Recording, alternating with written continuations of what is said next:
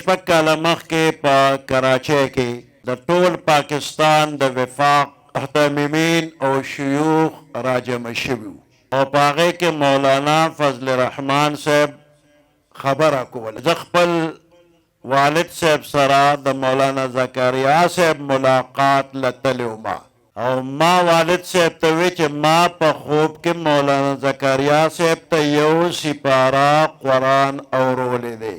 دا مولانا زکریا صاحب ته ووایه. نو مفتی محمود صاحب په خپله ونه وی، بل مشر عالم هغه ته وی چې مولانا زکریا صاحب ته ووایه. هغه عالم مولانا زکریا صاحب ته ورنږدې شو او مولانا فضل الرحمن صاحب ته اشاره وی دې هلک تا ته په خوب کې یو سپاره اورولی ده. مولانا زکریا صاحب ورته داسې وکتل، لږ ساعت پسې ورته ما ته رانږدې شه. نو نږدې شو، وی ما تا ته د احادیثو مبارکو د پړاوولو اجازت درکړه، خو زما د اکابرو د شروحو مطابق. مولانا فضل الرحمن صاحب وی چې په اجازت خو خوشحاله شم، خو په دې شرط یې پوه نه شم چې دی راته څه ووایي.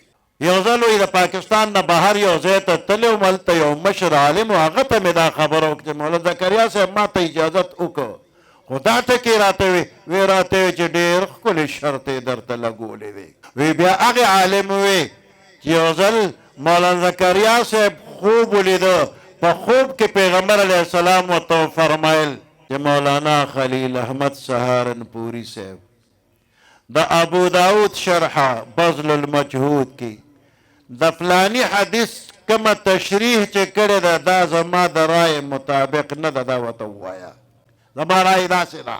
مولانا زکریا صاحب بیدار شو او بیا مولانا خلیل احمد سهارنپوري صاحب له لاړه، د خوب الوته وی. د سحر په وخت کې ور ورسېده چې خلیل احمد سهارنپوري صاحب سره لاټینو جومات ته روان دی. مولانا زکریا صاحب وویل حضرت ما خوب لیدلی، هغه ته امام لیدلی دی.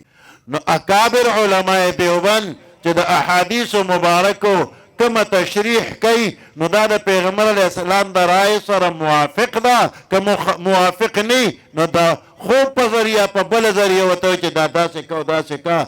نو اکابر علماء دیوبند هغوی چې کوم شروح کړي دي، کوم کتابونه کومه تشریح کړې ده، هغه کتابونه ورسره ګورئ او خپلو استادانو چې په کومه طریقه تاسو ته احادیث بیان کړي په دغه طریقه ټولو ته اجازت دی.